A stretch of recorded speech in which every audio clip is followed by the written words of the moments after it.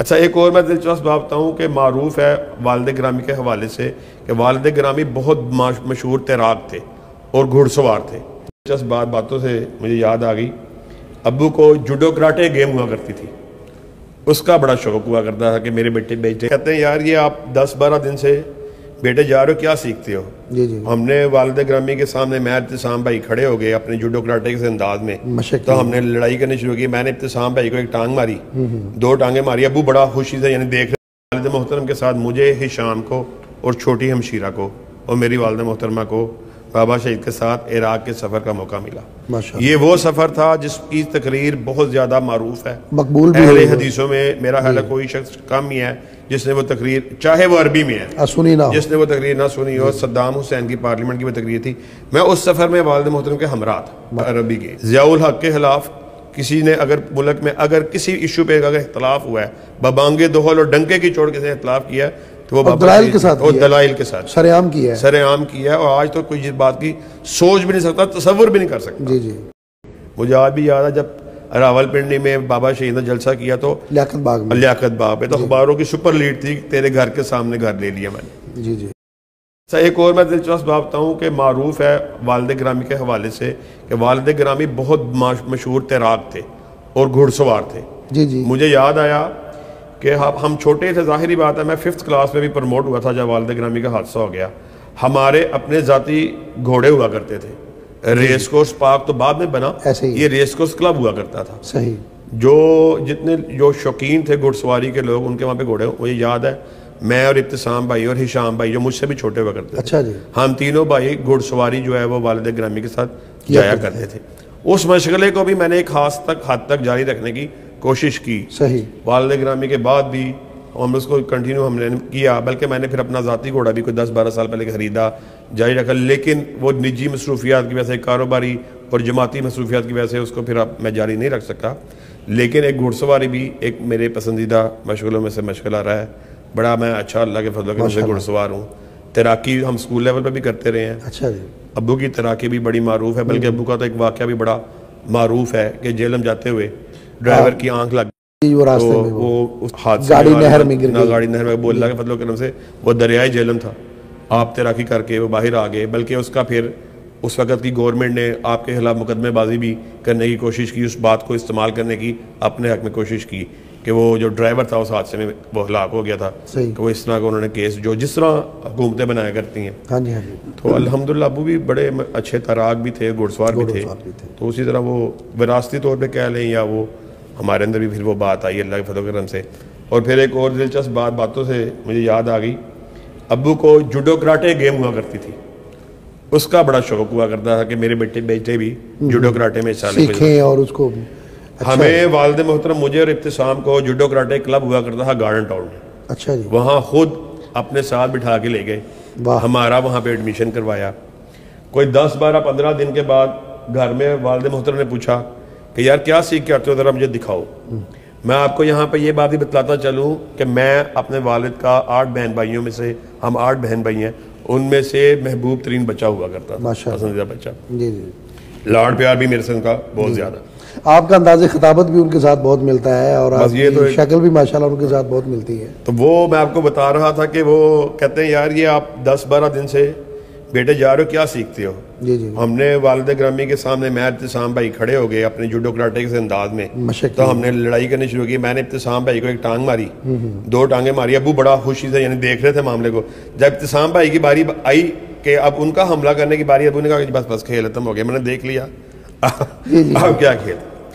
ایسا اسی میں ایک بڑا سبق آموز بات ہے جو میں آپ کے ساتھ اس کو شیئر کرنا چاہتا ہوں.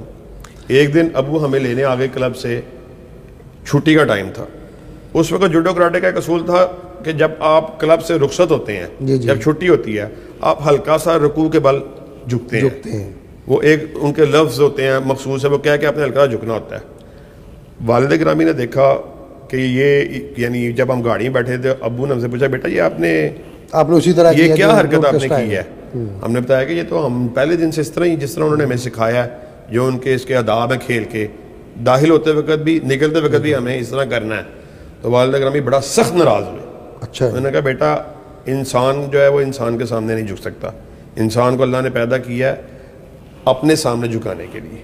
پھر مجھے یاد ہے کہ اگلے دن والد محترم ہمارے ساتھ دوبارہ گئے اسی کلب میں. انہوں نے کہا میرے بچے اس کلب میں آئیں گے لیکن یہ والا سٹیپ جو ہے وہ بالکل ہرگز نہیں کریں گے. تو وہ استاد نے کہا کہ علامہ صاحب, وہ ظاہر بات ابو کی شخصیت سے واقف تھا, بڑے اس نے مؤدبانہ انداز میں کہا کہ یہ ہمارا شخصیت ہے, وہ ہمارا ایک یہ وہ رول ہے, آپ کہہ لیں اس کو پریکٹس ہے, اس کو ہم نے. تو اب مجھے یاد ہے پھر ابو نے ہمیں اس کلب سے صرف اس بات پہ کہ آپ نے داخلے کے وقت اور نکلتے وقت یہ جو جھکنا ہے, اس وقت پھر ہمیں اس کلب سے اٹھوا لیا تھا. اصل بات ہے 9 سال کی عمر کے بچے کے ذہن میں جتنے کو نقش رہ جاتے ہیں, مطلب وہ تو میرے ذہن میں بات ہے کہ وہ والد محترم کا جو لائبریری میں بیٹھے رہنا, وہ رات دیر تک جاگتے رہنا, فون تو وقت نہیں تھا کرتا موبائل, وہ ٹیلی فونوں کو رات صبح 3, 4, 5 بجے تک بھی سنتے رہنا, فجر کی نماز پڑھ کے سونا اور جلدی اٹھ جانا, اس طرح کی باتیں تو میرے ذہن میں ہیں. ہاں ایک واقعہ کیا ہے, یعنی مجھے اپنے والد صاحب کے ساتھ ایک سفر یاد ہے جو 1987 میں بابا شہید کا حادثہ ہوا. 1986 میں مارچ کا مہینہ تھا, 1987 میں جب حادثہ ہوا, 1986 کے اینڈ میں مجھے والد محترم کے ساتھ, مجھے ہشام کو اور چھوٹی ہمشیرہ کو اور میری والدہ محترمہ کو بابا شہید کے ساتھ عراق کے سفر کا موقع ملا.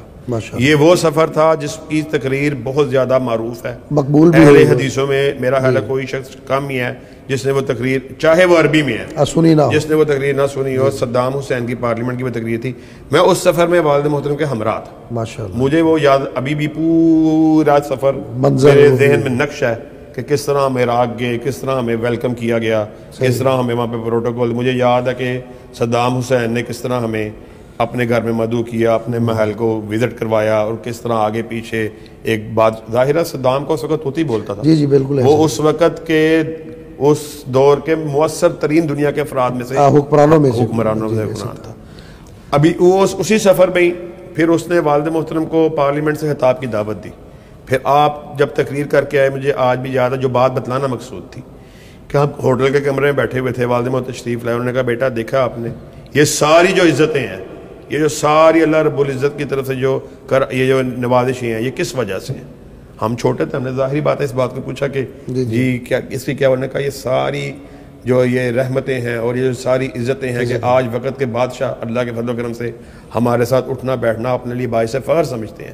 اس کی صرف اور صرف وجہ یہی ہے کہ ہم اللہ اور اس کے رسول کے غلام ہیں. سبحان اللہ. اس کی غلامی کی یہ وجہ ہے, اس کی یہ برکت ہے کہ آج دور حاضر کا مؤثر ترین شخص صدام حسین اس کا طوطی بلا کرتا. جی ایسے ہی ہے. تو آج اللہ کے فضل سے اپنے لیے باعث فخر سمجھتا ہے کہ ہمارے ساتھ اٹھے بیٹھے. اور آج میں پارلیمنٹ سے ان کے خطاب کر کے ہوں.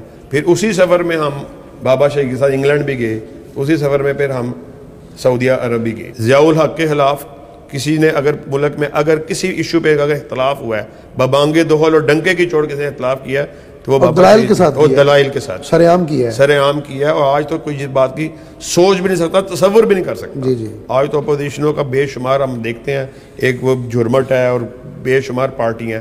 ضیاء الحق کے دور میں مجھے یاد پڑتا ہے کہ جب آخری فیز تھا علامہ شہید کی, اس کی شہادت سے پہلے کا جو دور تھا, جو آپ نے ملک میں ایک مسلکی لحاظ سے اور تنظیمی لحاظ سے اور سیاسی لحاظ سے جو پاور شو شروع کیا ہوا, والد صاحب ایک واحد ایک اپوزیشن ہوا کرتے تھے گورنمنٹ کی.